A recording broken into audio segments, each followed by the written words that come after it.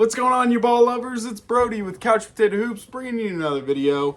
And Trae Young just got traded. I wasn't paying attention. I was watching some replays for some videos that I'm doing later this week. And then I scrolled on YouTube and saw that Trae Young had got traded. And I was just like, what the heck? And these videos were posted like 2 hours ago. So I was like, oh my goodness, what did I just miss? Like, I wasn't looking at NBA Twitter or anything like that. Wow. Trae Young is finally not a Hawk. After achieving so much early success in his career as an Atlanta Hawk, them making that conference finals, and then seeming as though like they were primed to be the next great team in the East, and kind of one of the great equalizers of the East and the West. As we know, the West has always been a much more dominant team, but basically the details of the trade are Trae Young gets traded to the Washington Wizards, who I feel like came out of nowhere as a favorite in the Trae Young sweepstakes, if you will. The Washington Wizards, all they had to send was CJ McCollum, who's an expiring deal, which maybe they're gearing up to really build around Jalen Johnson. That's what it feels like. They have Kristaps Porzingis as an expiring deal. They have a few other expiring deals. They have Luke Kennard, who's an expiring deal. That's $11 million off the books. And then this is going to allow them to have like $70+ million off of the books. I'm sure I'm missing some smaller contracts in there, but like overall, they're having $70 million come off the books in order to potentially grab somebody who could be really impactful for their team and really phenomenal next to Jalen Johnson. Overall, I don't know how to feel about this. Really, the only long-term player that they got in it was Corey Kispert, who I love Corey Kispert. He's a phenomenal play finisher, really good shooter. And honestly, I think a very winning player and a great player to have next to Jalen Johnson. And at $15 million, I think he's at $15 million a year over the next 3 years, which is just a phenomenal contract. I personally wanted him to go to the Golden State Warriors, which I'm making a video later on that this week. But yeah, man, I just didn't realize how bad Trae Young's value was. And honestly, I'm surprised that more teams weren't involved, just because, like, in my mind, there are some other teams out there that had better assets that they could have like rerouted to other teams in order to just get a little bit more for him, you know, whether it was draft capital, whether it was like a couple of interesting role players for this year that you could then, you know, move on and get at least a couple second round picks for or something. You know, I just really thought that Trae Young could net you a little bit more than he did. I think I saw a video recently, and I didn't watch it, but it was titled that the NBA trade market is broken. You know, I can't remember if it was like Rusty Buckets or Kenny Beecham or something like that. But basically, he was saying that the NBA trade market's broken, and I found that so interesting because I was looking at players that normally would be valued so much higher, but because they're having like one down year out of like the past 5 years, people aren't really looking at them this season. And I think a lot of that has to do with how wide open the NBA championship seems to be this year. Is that, you know, people aren't valuing people having down years as much because they're looking to win right now, meaning not in the next 3 years, because in the next 3 years you have teams like the Spurs, teams like OKC Thunder, teams all around the league that are gearing up for next year. But it's like this year we've got multiple juggernauts that are not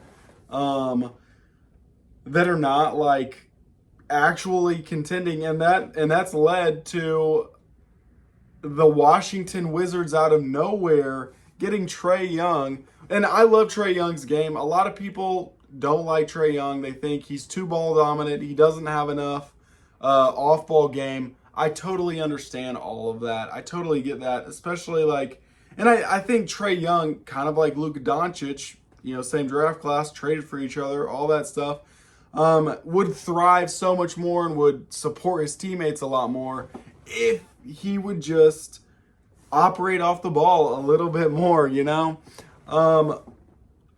Overall, though, just looking at the move, just looking at what the teams got, I think that both teams honestly mutually benefited from this. I think that the Washington Wizards have been drafting, looking for their superstar, looking for their guy that they can ultimately build around. And in today's NBA, you really have to have someone who can be that offensive engine, somebody who you can then have a path to build around. And often that's Luka Doncic. LaMelo Ball was kind of in that conversation, which it seems like he's being weeded out of. The Celtics had Jason Tatum and Jaylen Brown, who's having a phenomenal season. You usually have, this is my guy who's great. What do I need to get him to be maximized as well as complemented? So for Jason Tatum, it was, let's get defenders around him. Let's get shooters around him. Let's get multiple good playmakers around him. With Trae Young, it's going to be size. It's going to be defense. It's going to be play finishing.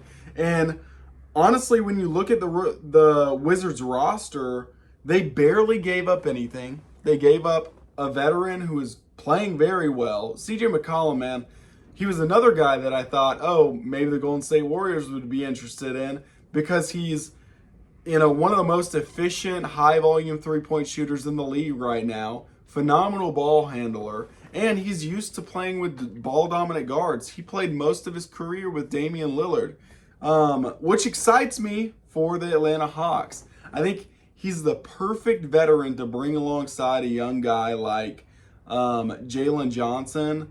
Jalen Johnson, really fun point forward. This seems like the sky's the limit with him, especially because he's playing alongside Nickeil Alexander-Walker, who's kind of having his own little breakout season, averaging 20 points a game. I'm not totally sure if his defense has been holding up, but he's been one of the premier two-way defenders, two-way players in the league the past few years.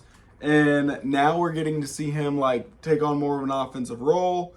So CJ's kind of the perfect guy to have over there in Atlanta, coaching up the young guys while providing offensive value and not taking away from anyone, because he's so phenomenal off ball, really smart on the ball, almost like a scoring version of Chris Paul, just a very savvy player. That's all I mean by that, just a very savvy player.